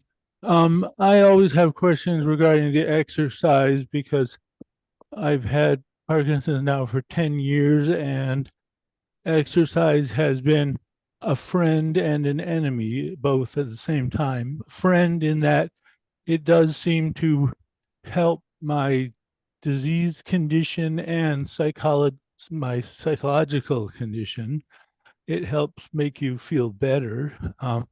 But it's in order to give the benefit, I understand you have to be breathing hard. You have to be really exerting yourself. And that's what the studies were that found the results. And I find it's very hard to maintain the intensity of exercise needed to get this aerobic benefit without breaking some of your parts, like your knee. I feel like I've tried N different sports and I've got N different body parts broken now because of it. Yep. So first of all, please understand that heart rate max, the degree to which you're sweating, those are variables that researchers are capable of studying. Right? Like we aren't designing studies to figure out, do exercises that increase neuroplasticity pay off more than those that don't? Right? They've done studies that say you can do the same exact exercise routine in front of a TV as opposed to going and doing it with 4 friends in a live class. You get more benefit from the live class. So exercise isn't just about intensity. Don't, like, our data does not say that it has to be intensive. It says all you have to tell me is that you're doing at least 30 minutes a day of something that you call exercise 7 days a week. So my advice is I do want you to get on that bike or do something that a couple times a week pushes you. What we do see is that the money comes, like there's a place where you work out, you're out, and your body says, okay, now's a good time to stop. Where somebody pushes you past that point and says, no, John, we're just getting started. Stop whining, let's go. That is where the benefit starts, right? And so it's not so much that you have to sweat a certain amount or get your heart rate up, but really you need forced exercise. It has to be pushing you past your comfort zone. And then there's some exercise. I'm going to argue that the exercise that you're talking about with the go, go, go sort of exercise is better at making dopamine. And that's probably what was going to be easier to measure. Things like Tai Chi are way, way, way better for balance. I think there are 15 or 17 studies now that say people who do Tai Chi 2 to 3 times a week it is the best thing we have ever discovered for improving balance in people with Parkinson's, right? And so to make more dopamine, you want aerobic activity. For balance, you want more Tai Chi. For neuroplasticity, you want more yoga and tango. Right? You want, I want to push the neuroplasticity thing. My rule for my patients in practice, when people say what kind of exercise, I have 4 rules: physically intense, cognitively challenging, outside your comfort zone, and so difficult that you're getting frustrated and making mistakes. That's good stuff. Good question, John. There are a couple other hands up, but I'm also seeing a small flood of questions about DBS, Dr. Mischley. Specifically, do you work with folks that have had DBS, and would you tailor a program for them differently? No, not at all. Not at all. I'm a big fan of DBS. I think I think Seattle and Northern California are 2 places where we're very, very, very lucky to have some of the world's best neurosurgeons for DBS. And so I think it's a great option. It's given a ton of people their lives back. And I don't change anything. In fact, I actually had a couple of patients who have had to change their settings to lower settings because they've started doing better and better. That's really fun when that happens. That's good testimony right there. Okay. Catherine asks, have you witnessed a correlation between sugar and a decrease in cognition in your research with folks with PD? No, I've not noticed that. It may or may not be there, but hands down, low B12, high homocysteine. If you are in any way, shape, or form worried about cognitive decline, the very most important thing you could do is go door to door until you find some doctor who will measure your homocysteine levels and do whatever you need to do to get it down into the single digits. We have 30 years of research that says Parkinson's patients are at increased risk of high homocysteine. Once you add levodopa, homocysteine levels go even up further. The more levodopa a person takes, the longer they take it, the higher the homocysteine levels go. And the higher the homocysteine levels go, the more likely you are to get dementia. You can have your cake and eat it too. I am a big fan of levodopa. I want you all on levodopa. Nobody should be on levodopa without annually checking their homocysteine levels to make sure that their medicine isn't causing dementia. And do you think neurologists out there know that there's that direct association with them? If they know how to use the published medical literature and the databases, I mean, the head honcho at Mayo just wrote a paper called Homocysteine, Levodopa, and Parkinson's. What's the problem? I mean, he's basically chastising docs saying, hey, we have decades of research saying that this association exists. What is it going to take for you to either start prescribing B vitamins or start measuring homocysteine? But it's got to be one of those, because we are contributing to our patients' dementia by neglecting this topic. I can tell you my neurologist hasn't proactively asked me if I've checked my homocysteine level, so maybe I should be doing the same. Okay. Only if you don't want dementia. Margaret, you're on the air. Do you have a question? I have several actually, so we'll see how many I can ask. You talked about not frying food because of the impact of the high temperature. And so what I'm wondering is, are you really only talking about high temperature? In other words, I can cook something like some fish in a frying pan with a little olive oil, and I'm not going to put it on a super high temperature. Is that still what you consider frying? No, or is it really only high temperature stuff? the short answer is I don't know, but I'm with you. We've got to eat something, and I'm not going to eat raw fish for the rest of my life. And so I am cook it to the, don't overcook it, and don't worry about it. And so like cook at a lower temperature, you think is probably not frying in the sense of Right. this Yeah. study. Okay. So you also talked about not using disposable plastic water bottles. What about like the plastic cups that we use at home that we put in the dishwasher and reuse over and over for years? Are those going to be equally bad? Do they have the bisphenol A in them the same way the water bottles do? I was forced to get rid of all of those from our house before my partner would even discuss having children with me. So I haven't had a plastic cup in my house for 20 years. But so what would you recommend for the rest Get rid of us? your plastic. It's Okay. not doing anyone any favors. Okay.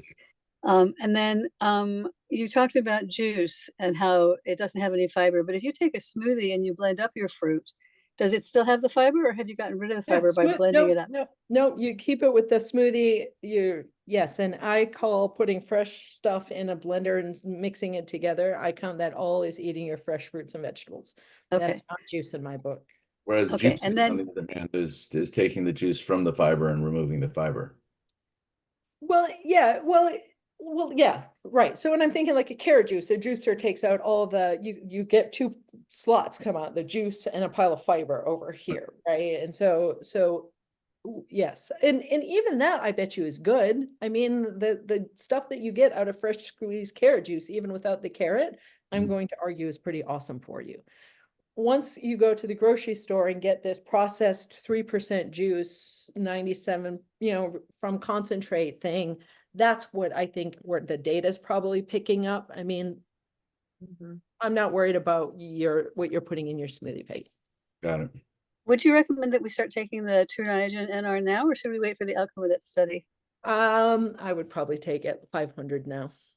Okay. Money and then coming what- out your ears, you can take 1,000, but I think most people. Okay, Margaret, we'll give you one more question. Oh, just one. Okay, so if when we do your pro evaluation in July, how do we deal with the fact that our diet is variable seasonally? I eat so much better in the summer with all the fresh stuff coming out of my garden than I do in the wintertime. In the wintertime, the produce in the garden, pardon my French, sucks. I mean, the produce in the grocery store sucks. How do we report to you if our diet varies seasonally? Good question. It's a good question. I mean, I guess we're asking it twice a year. And so we might get some kind of seasonal variations, but I mean, the fact that, frankly, the average American eats the same 10 foods over and over and over, right? Like, while your diet may change with the seasons, as we would hope most macrobiotic people do, who eat local and eat what's in season. I mean, that is the right way to eat. But that, unfortunately, we're so far away from being able to need to differentiate that in the population. I mean, there are like 2% of you who are eating with the seasons like that. In the grand scheme of things, most people have the same French fries, nuggets. Winter, spring, summer, fall. Yeah, right. Okay, well, we've got still lots of questions, so we're trying hard, folks, to get through them, and only less than 10 minutes left, but I've got Jodine on the air ready for a question. Hi, Dr. Mischley. Jodian, I had DBS. congratulations. How'd it Feeling go? a lot better. I'm pretty much a poster child as far as I can tell. Right. Well, except I did gain quite a bit of weight, which I found out is the most common side effect, and nobody said anything about that going into it. But anyway, but then I looked it up and it's like, okay, it's out there. So just quick question about, keeping homocysteine low. I had a little brainstorm here.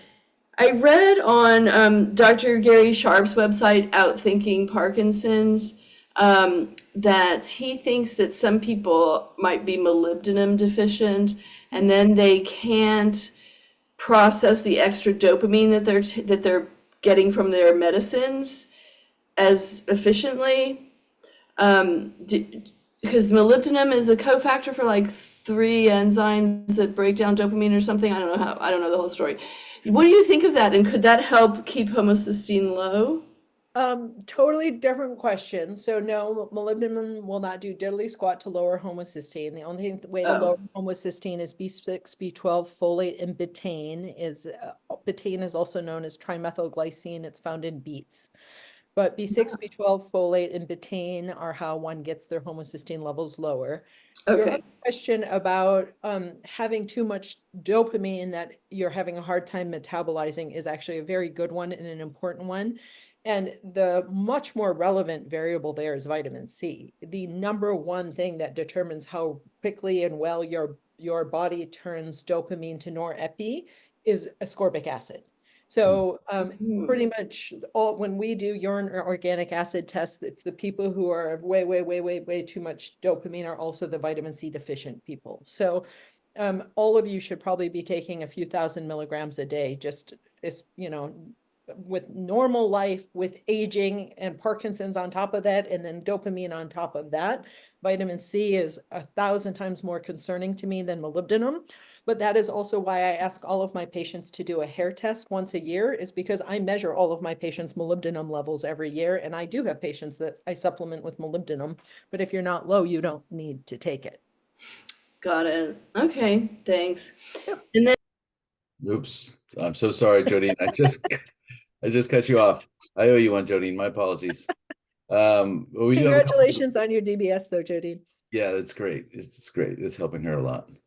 Let's see. Let me jump Eileen in here for a second, and Monique, feel free to cut me off here on the questions and find one of your own if you like. Eileen, you are on the screen and your hand is up. Why don't you unmute yourself and ask your question?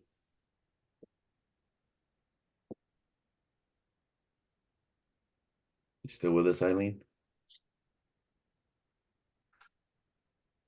Okay, don't go anywhere, Eileen. We're going to add somebody else. Let's add Nancy. Nancy, do you have a question? And we'll come back to Eileen in a minute.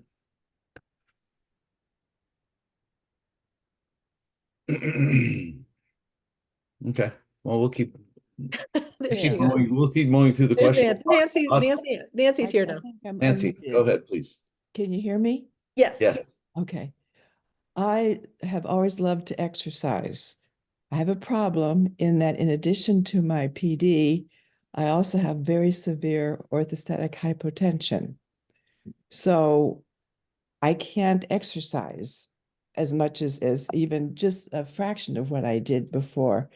Can you help me with that? So sure.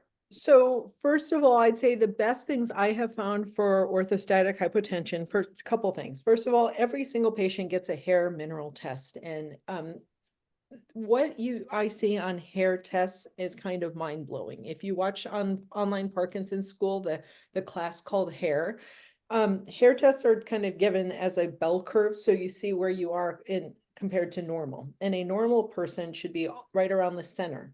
People with Parkinson's, I'm going to say 85–95% of my patients have this across the board malnutrition, mineral malabsorption thing happening. It is super easy. My office staff can just go through a stack of hair tests and tell you which ones are my patients, because Parkinson's patients have a very distinct mineral deficiency thing going on. So if you are one of those people who has that, of course, you're going to have low blood pressure because there are no minerals in your vessels to maintain osmotic pressure. You need minerals to maintain fluid, to maintain pressure. That's how osmotic pressure works. So for many of you, it is that mineral deficiency that's contributing. Dehydration is a major problem. There is one study from, I think it's the Nurses' Health Study, that said there's a subset of people with Parkinson's where they found 18.8 years prior to diagnosis, they were already drinking less water than their counterparts who did not go on to get Parkinson's. As far as we can tell, the lack of thirst is one of the earliest symptoms of Parkinson's disease, right? It's not constipation, it's not dehydration, it's lack of thirst, right? So dehydration might be way more of a problem for many of you than you realize, because your brain isn't registering low fluid level the way that another person might. For $100, you can get one of these bioimpedance scales. I'm a big fan of the Withings one. I don't necessarily like the numbers it gives me, but I do like these scales that tell you, for $100, you can stand on a scale and it says, what percent water are you? What percent body fat? What percent muscle? And what percent bone? And it's pretty eye-opening to realize that I'm all fat and no muscle and water. So I think to kind of get some data to kind of it's not whether you feel hydrated or not, it's what, how much skin turgor do you have when you pinch your finger? When you give yourself a little pinch, it should go back really quickly. If it's a slow decline, that would be indicative dehydration. Blood work can tell us dehydration. Those scales can tell you if you're dehydrated. And then many of you, salt. When we tell you eat more salt, we are not talking an extra dash. I'm talking really, really load up on salt. A really aggressive salt plan can help people's blood pressure tremendously. But so anyway, that pressure. And then of course, there are forms of exercise that don't require, I spent like 10 years of my life with a blood pressure that never went above 85 over 60. I know what low blood pressure is like, and I had to stop going to yoga. You can't go up and down like that. I spent more time trying to not fall over than I spent doing yoga. So there are things that you can't do with low blood pressure, but there is no reason to not get on a stationary bike and go to a spin class. You can go weight train, there are things that you can do, Tai Chi, that are really, really good and may actually even help. So fluids, minerals, and exercises that accommodate. Great. Monique, if I can just throw out Eileen's question I found in the question and answer tool here, since we wanted to give her a shot a minute ago. Have you seen other people with PD greatly improve mobility after quitting protein drink supplements? Yeah, sure. But that's easy. That's not because Parkinson's is actually getting better. That is because the meds are finally getting in. So I think that's a really good kind of final piece of advice that will help a lot of people to have a few-minute conversation about that. So levodopa, L-dopa is just an amino acid, right? And all protein is a string of amino acids. So what happens is the way that you get levodopa in your body is through the same receptors that get dietary protein in through your body. And so once you start eating dietary protein for the day, you begin the competition between who gets in, the medicine or the dietary protein. And because it's really too complicated for most primary care docs in the amount of time that they have, or neurologists in the time that they have to actually teach people what protein is. There's protein in your avocado.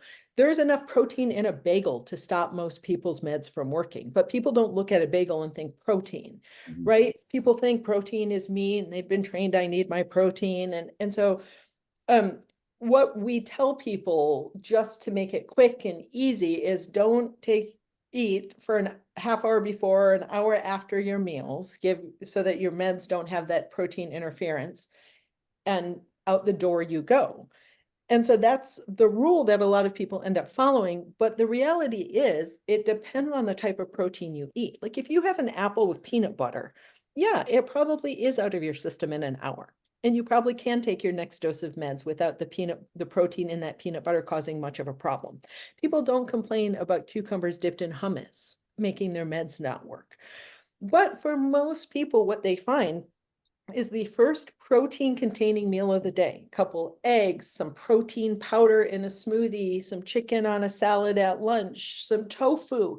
The first big bolus of protein per day, and we're talking more than 10 grams, the beginning of the meds not working well for the rest of the day.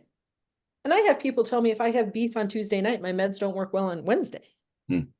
So some people can obviously get away with a lot more than other people. But when a person comes to me and says, sometimes my meds work, sometimes they don't, my morning meds usually work better than my evening meds, those erratic is kind of a clue that it's not the meds that don't work. It's you're doing something that's making the meds not work sometimes. And the number one thing that people are doing to block the meds from working is too much protein. And so obviously we need you to get protein. We need you to not get protein malnourished. And so the way to have your cake and eat it too is to give your medication first dibs, have a low protein breakfast, a low protein lunch, and save most of your protein for your evening meal when you've run your errands, you've done your exercise, you've socialized with your friends. Now you're going to probably be a little more stiff and sore in the evenings after your dietary protein. It takes I think it's 6 to 8 times longer for animal products to work their way through your intestinal tract compared to plant foods. So if you have beans, chili for dinner, that really is, you're going to sleep fine. Your meds are not going to interfere. You know, that protein from your bean soup for dinner, even though it had a bunch of protein in it, is probably not going to interfere with your night's sleep. Chicken takes I think it's about 4 to 6 hours to digest, and red meat, I think, is 6 to 8. So if you have a harder to digest protein at dinner, or a big scoop of 20 grams of protein powder sort of thing, I would expect your meds to not work well at all for at least 6 to 8 hours. Great. Monique, I'll let you take it away, but I do want to remind folks that Dr. Mischley pasted into the chat window a little bit ago a PDF version of the scorecard for good and bad foods. So try to open that before we end this session, but we will also include that in follow-up emails to the registrants and post it on our website. And somebody posted the coupon, and there is no space in PD Active. I just put the whole PD Active as one word for the coupon. So, oh, great! Thanks for doing that. One final question is, you had recommended about 10 or 15 tests that people could do.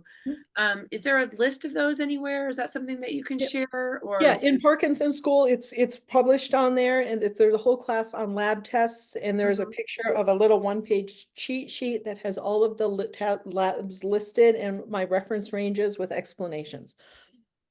Oh, excellent, excellent. And we are over time, so we're going to go ahead and sign off. And thank you one more time for being here and sharing all this wonderful information with us.